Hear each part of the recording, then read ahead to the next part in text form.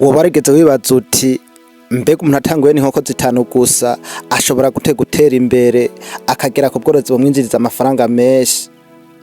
Canke uba ufise inkoko nke ariko ukabona amafaranga uzishiramwo asa n'ayagenda gusa ntubonaho umusaruro wawe uje? None wokora iki kugira ngo izo nkoko nke utangurirako zize kuba intango y'ubworozi bunini? Uyu munsi tugiye kurabira hamwe ingene inkoko 5 zoshobora kuba intambwe ya mbere yo kubaka ubworozi bw'umusaruro ukomeye.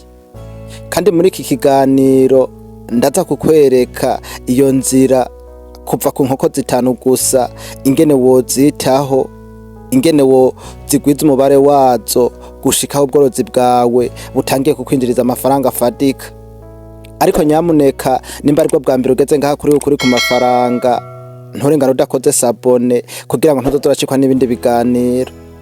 Hama jomba ndiko ndagushikiza kino kiganiro Ntirampa Pascal.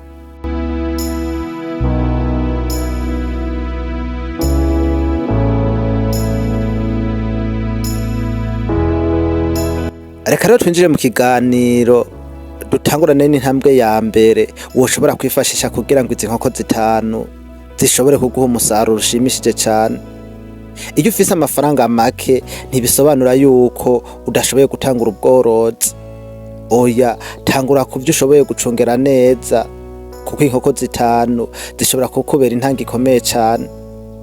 Ariko ikibazo suko ufise inkoko 5 gusa, ahubwo ikibazo niki: mbega izi nkoko utozikoresha gute kugira ngo zibe intambwe ikujana ku rwego rukurikira? Kuko iyo utanguriye ku nkoko 5 ukiga kuzitaho neza, uburiko uriga business, uriga ingene izo nkoko ushobora kuzigaburira, ukiga ingene ushobora kuzikingira indwara mu gihe zashoboye kurwara, ukiga ingene ushobora gukurikirana umusaruro uva muri izo nkoko, kandi ukongera ukiga n'ingene ushobora gukoresha amafaranga winjiza avuye muri izo nkoko. Inkoko 5 rero zishobora kukubera ishuri ryawe ry'ubworozi. Ariko hari ikintu abantu benshi bashobora kwibagirwa: aho inkoko ziba.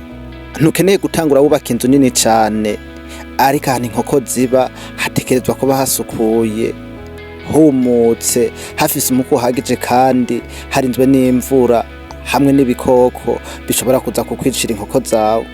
Isuku nayo si ikintu ukora rimwe gusa ugaca wigira.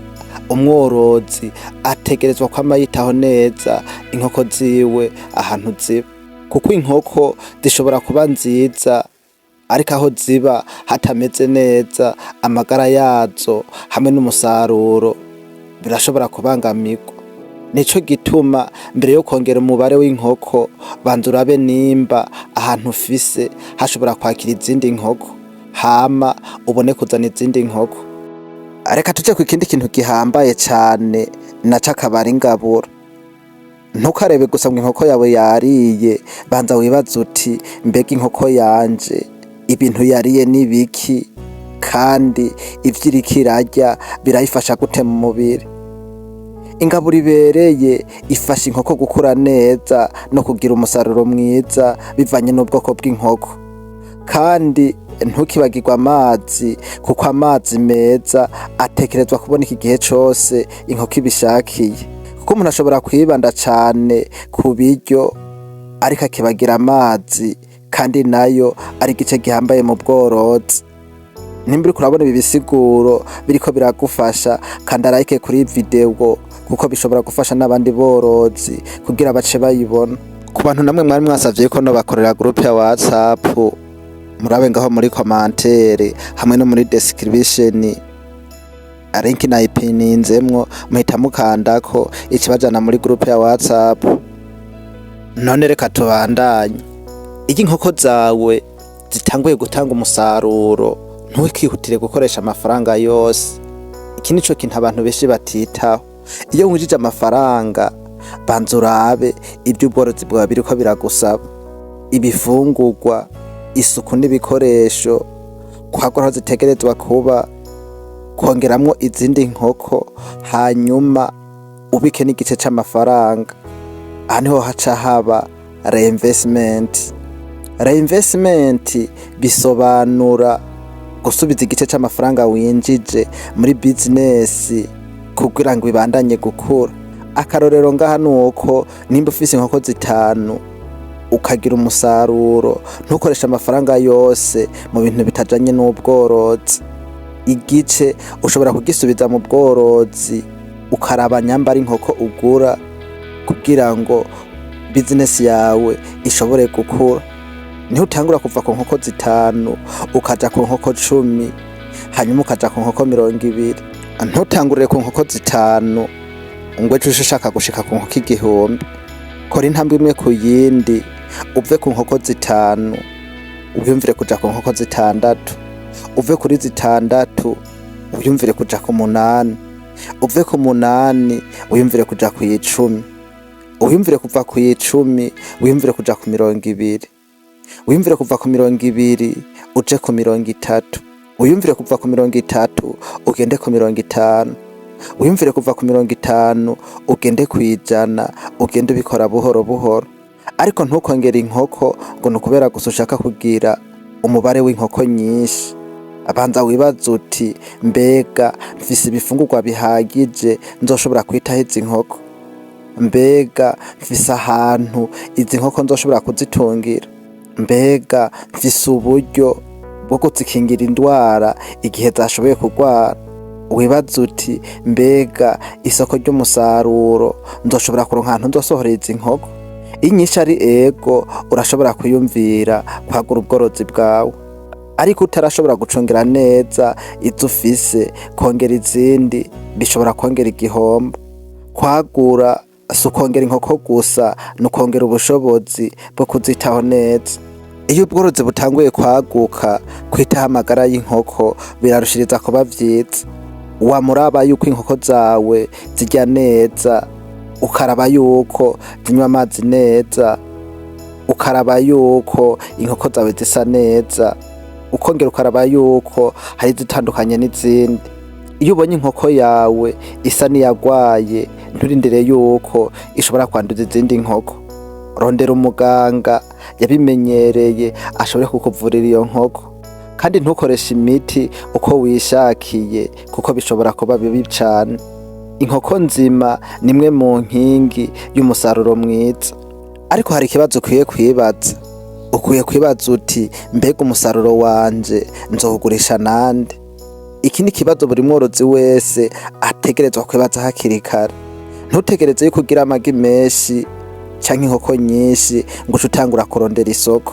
Oya, tangura kumenya abantu bashobora kugura umusaruro wawe. Urugero nuko ushobora kubwira abaturanyi ukumva yuko bashobora kugura inkoko zawe. Ukagenda ku maduka ukababwira ukumva yuko bashobora kukugurira umusaruro wawe. Ukagenda ku maresitora atandukanye nabo nyene ukababaza. Abacuruzi nabo nyene ukababwira. Canke abandi bantu ubona bakeneye ko bokenera inkoko n'amagi nabo nyene ukababwira. Kuko iyo ufise isoko biroroha gutera imbere mu bintu bijanye n'ubworozi. Hari ikintu gikomeye nshaka yuko buri mworozi wese ategerezwa kuba afise: ikaye. Andika amafaranga winjije nayo wakoresheje. Andika nashoye angahe, naguze ibifungurwa vyangahe, nagurishije angahe, inyungu isigaye ni yangahe. Ibi biragufasha kumenya nimba ubworozi bwawe buriko burakura canke amafaranga ariko agenda atera homba. Kuko kugira inkoko nyinshi siko bihita bisobanura yuko ari kugira inyungu nyinshi. Ico ukwiye kumenya n'amafaranga asigara inyuma y'ibiciro. Kandi hari ikintu kimwe mu bworozi kitagurwa amafaranga, naho ni discipline. Ubworozi busaba discipline, kuko hari imisi uzobona umusaruro mwiza, hari n'igihe uzohura n'ingorane ukabona ibifungurwa birashobora guhenda ku isoko ugasanga vyazimvye. Inkoko ukabona zirashobora kugwara, isoko ukabona rigiye guhinduka. Ariko ntuzocureka, ahubwo uzorabe neza ikibazo gihare, urabe ukuntu woshobora kugikosora. Kandi uzogume wubaka ibintu bijanye n'ubworozi bwawe. kuko gukira si igikorwa c'umunsi umwe, gukira ni urugendo rw'intambwe nyinshi. Inkoko 5 ni intambwe imwe, ariko iyo uyicunze neza irashobora kukujana ku yindi ntambwe. Uyu munsi ico nshaka yuko utahura si uko inkoko 5 zonyene zizoguha amafaranga menshi mw'ijoro rimwe. Oya, ico nshaka yuko utahura ni uko inkoko 5 zishobora kuba intambwe ya mbere. Niba zitaho neza, ukazigaburira neza, ukazirinda indwara, ugakurikirana umusaruro, ukandika n'amafaranga, kandi ugafata igice c'umusaruro ukagisubiza mu bworozi kugira ngo bugume bwaguka, nuko uzoba uriko urakora ibintu vyiza. Niwubaka intambwe imwe inyuma y'iyindi, ubworozi buto bushobora gukura bukaba business ikomeye cane. Nimba wakunze iki kiganiro, kora sabone, ukande like kandi ugisangize n'undi mworozi ashaka gutangura ubworozi. Kandi ndashaka kukubaza iki kibazo: ubuherukane n'abakoreye video ivuga ukuntu wotegura ibifungurwa vy'inkoko zitamage. Ubu naho nimba mugomba yuko no bakorera foromire y'inkoko z'inyama, mwandike muri commentaire uti dukorere foromire y'inkoko z'inyama. Kandi nuko dufise na groupe yacu ya WhatsApp aho dushisha amalinki y'ibiganiro vyacu byo ngaha kuri YouTube. Linki ya groupe twashyize muri commentaire, twapininze hamwe no muri description. Nimba mukeneye kutwakuranaho nuko mwaduhamagara ku nimero ikurikira ku 257 67 78 90 30.